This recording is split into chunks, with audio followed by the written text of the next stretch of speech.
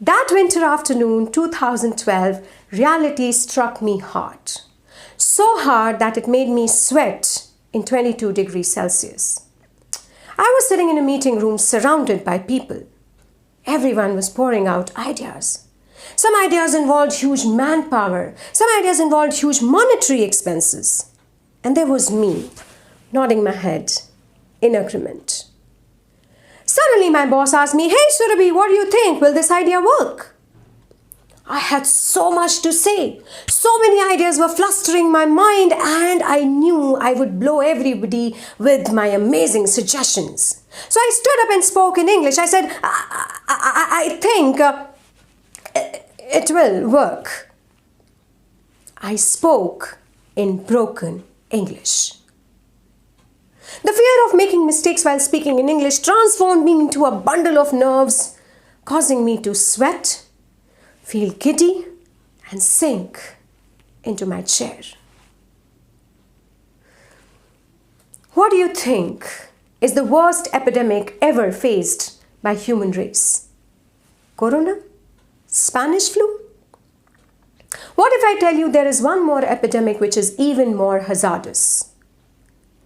It's so common that almost every English learner has undergone that epidemic, has faced that epidemic.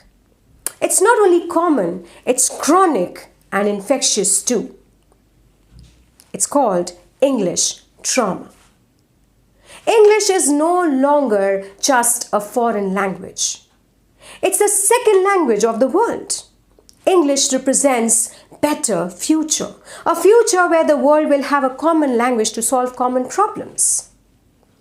Millions of people around the world are trying to learn this language. In Southeast Asia, in Latin America, in China, and most of all in India. COVID-19 affects the respiratory system of the people. Spanish flu affects the immune system of the people. English trauma attacks the cognitive system of the English learners, resulting in low self-esteem, low confidence, and making them believe they are bad English speakers, and English is not for them. One of my students was a handsome, young, energetic, honest, and sincere boy. He madly loved a girl in his college. But every time he approached the girl to confess his feelings, he felt ashamed of his robotic English. English trauma enveloped his entire personality. The other student of mine was a mother. Every time she had to attend the parents' meeting of her child, she used to feel giddy and get cramps. Because not only speaking English was difficult for her, even understanding fast English was a task. She broke into tears so many times recalling the experience. It was evident that she was suffering from acute English trauma. The people who suffer English trauma exhibit three characteristics. Number one, they believe that English is a complicated language, and no matter how hard they try, they will never be able to master this language. Number two, they are afraid of communicating in English. They undergo resentment, frustration, guilt, anxiety, which hinders their overall personality.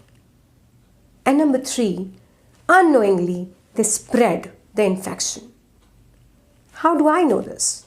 Because I have undergone and I have overcome my English trauma. Now, I belong to a middle-class family which knew only one language, which is Hindi. But my mother was a huge fan of Mrs. Indira Gandhi, the then Prime Minister of India.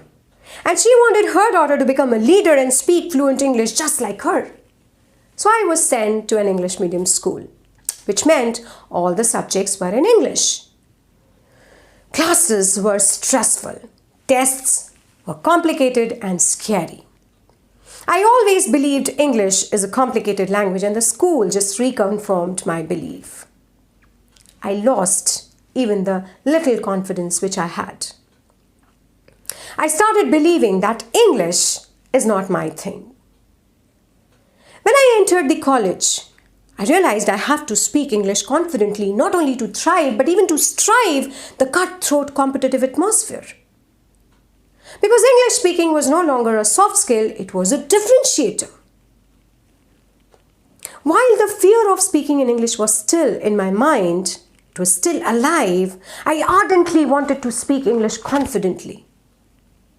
But the constant mockery and humiliation by my peers made me believe that my English speaking ability was damaged. I started believing that, no, I can never be fluent in English. So for a pretty long time, I had no friends, no social life, and no confidence. The biggest realization happened when one day my father-in-law's cousin from US paid a visit to us. My father-in-law ushered my daughters to greet him. It was heart-wrenching to see my daughters stutter, shiver, and blush with embarrassment, with fear of English speaking. The infection of English trauma had spread to my daughters. That day I made up my mind that no, my daughters are not going to face the same kind of resentment which I have undergone throughout my life. So I decided to find a cure to English trauma. Because of this disease, I was a piece of mockery throughout my life. Because of this disease, my daughter's personality was getting devastated. Because of this disease, people around me were suffering emotionally and mentally. So if there is a disease, there has to be a cure. So I started Googling some information to support my search. But to my amazement, there was a lot of information related to the cure, the symptoms, the people who suffered from corona, Spanish flu, swine flu, even obesity. But there was no information available about the people who are suffering English trauma. So what was the problem with me? What was the problem with my daughters? Or what is the problem with every English learner suffering English trauma? Are we bad English learners? Are we bad English speakers throughout? Probably the problem is our mindset, our psychology, our belief system. Let's understand why. The first problem is constant analysis.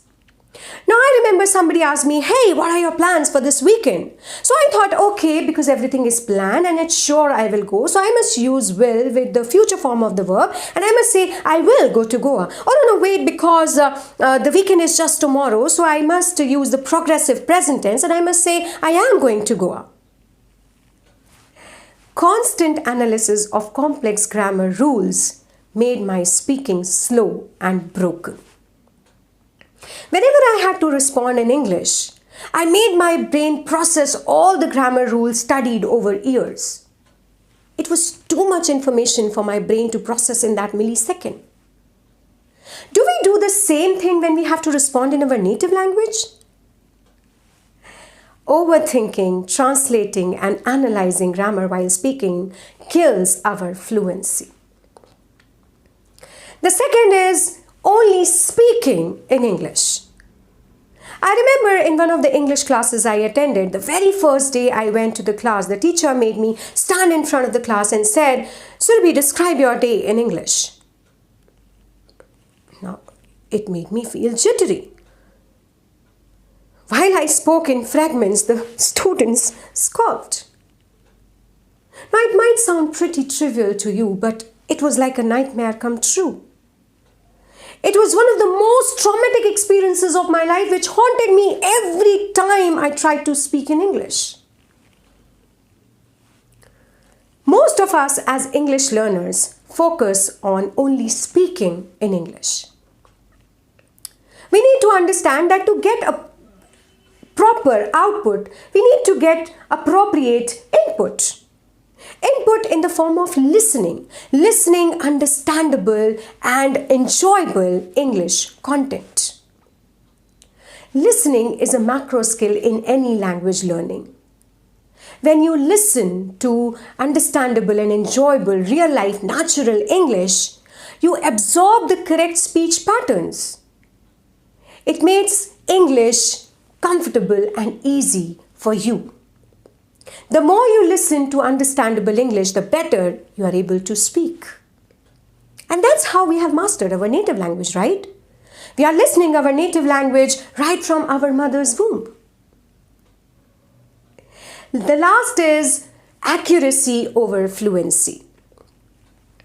Now, in that English speaking class, while I stood talking about my day, everyone was listening. All the 48 eyeballs were gazing at me. Feeling the stress and panic, I began speaking. So, today morning, the first thing I do, it will be did. The teacher instantly corrected me.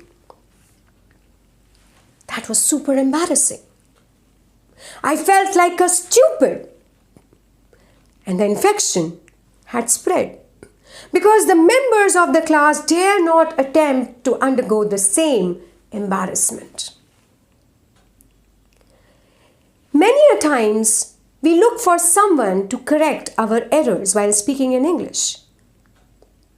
Error correction may sound reasonable, but is ineffective. It made me conscious of my mistakes. Rather than the message which I wanted to convey, my entire focus was on not to commit any mistakes while speaking.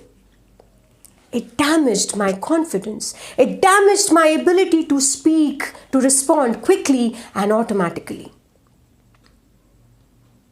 So when I understood the causes, I was able to cure my English trauma. I may not know all the grammar rules. I may not use superfluous vocabulary. But I'm able to understand English and I'm able to make myself understood while speaking in English. So I hope you're understanding what I'm saying. But when you look around, you find so many people undergoing frustration, resentment, anxiety, hating themselves whenever they want to try and speak in English. They believe that they cannot and will never be able to speak in English. English is not meant for them.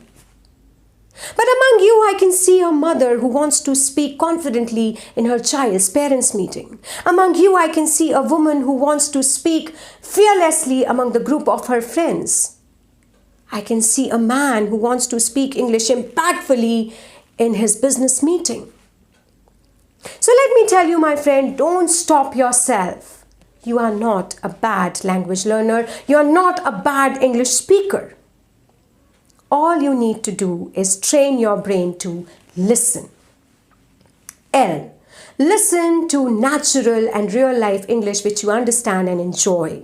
Listening makes English less stressful. I.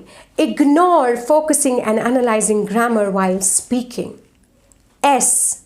Speak the first thing which comes to your mind. Stop doubting yourself. Stop analyzing and overthinking. T. Train your brain to think about ideas by visualizing in English, not just words. Trust your ideas and focus on making them strong. E. Embrace your mistakes as normal, necessary, and natural part of your language learning. You commit mistakes while speaking in your native language as well. And N. Never seek correction. Rather than ask for alternative ways of expressing the same idea. So let's change our psychology. Let's overcome English trauma.